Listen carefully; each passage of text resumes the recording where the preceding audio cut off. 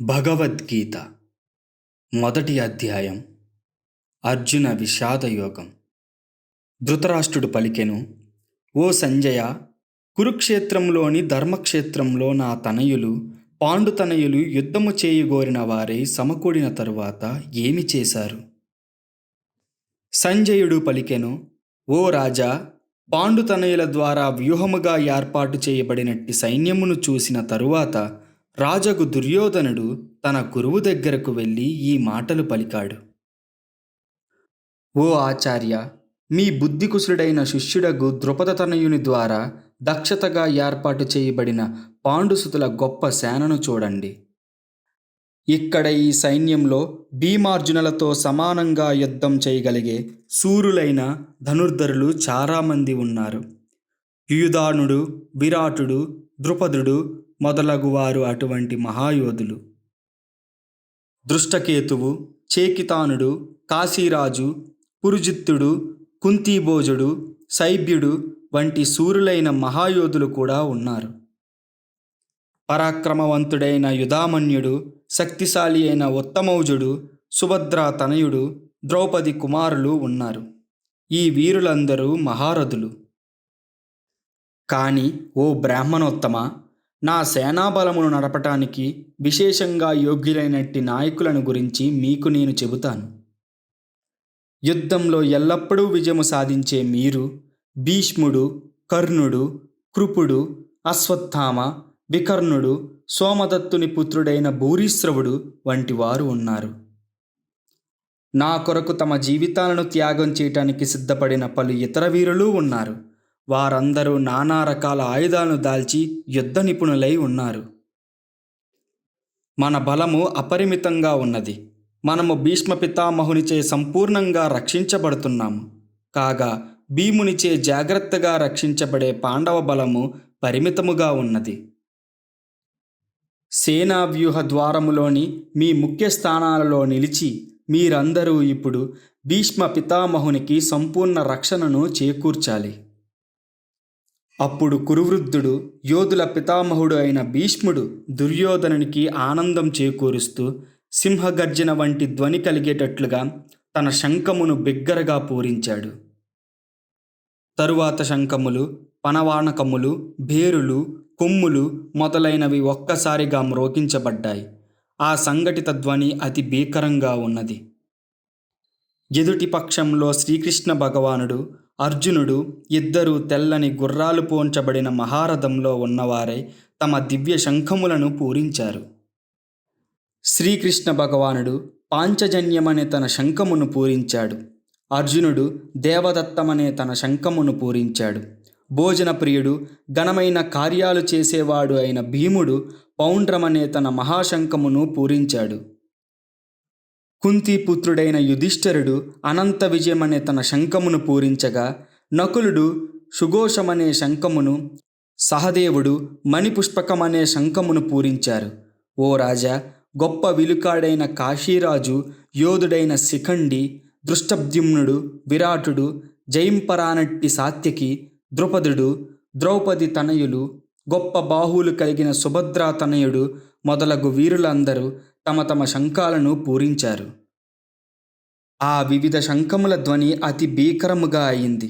ఆకాశము, భూమి రెండింటినీ కంపింపజేస్తూ అది ధృతరాష్ట్ర కుమారుల హృదయాలను బద్దలు చేసింది.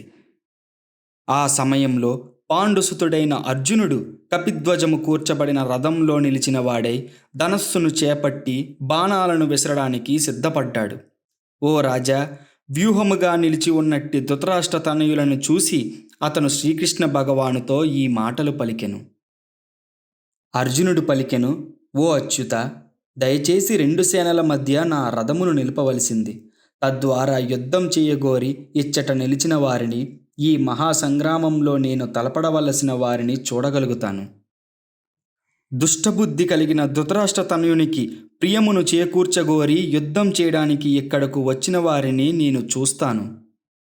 సంజయుడు పలికెను, ఓ భరతవంశీయుడా, అర్జునునిచే ఆ విధంగా సంబోధించబడిన వాడై శ్రీకృష్ణ భగవానుడు ఉత్తమమైన రథమును ఇరుపక్ష సేనల మధ్యకు నడిపాడు. భీష్ముడు, ద్రోణుడు, ఇతర భూపాలకుల సమక్షంలో శ్రీకృష్ణుడు, పార్థ, ఇచట సమకూడిన కురువంశీయులందరినీ చూడు అని పలికాడు.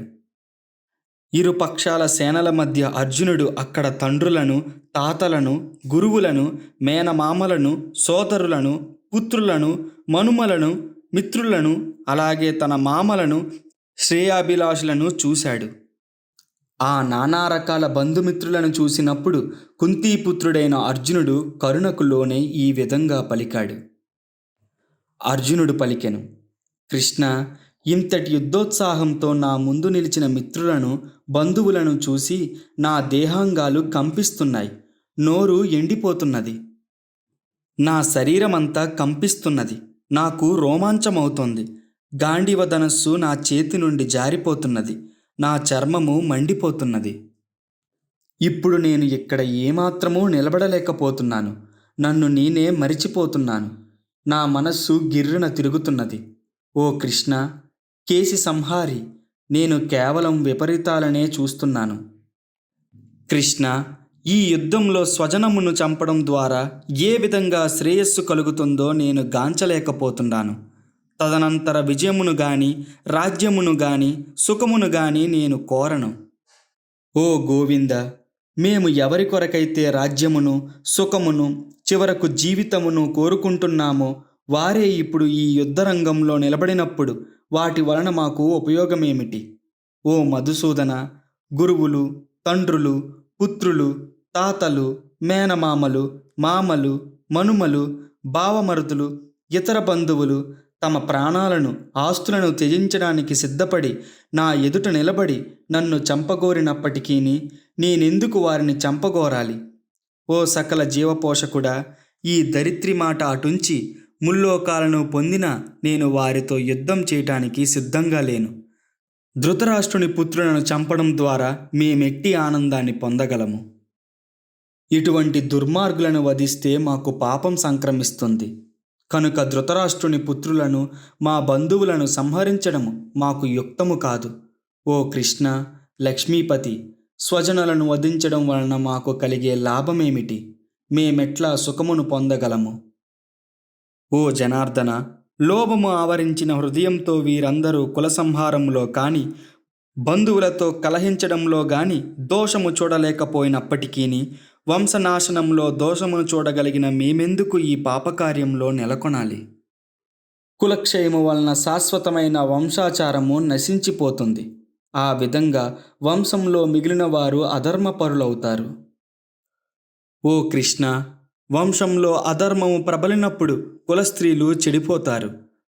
ఓ వృష్టివంశ సంజాతుడా, అటువంటి కులస్త్రీ పతనము వలన అవాంఛనీయమైన సంతానము కలుగుతుంది.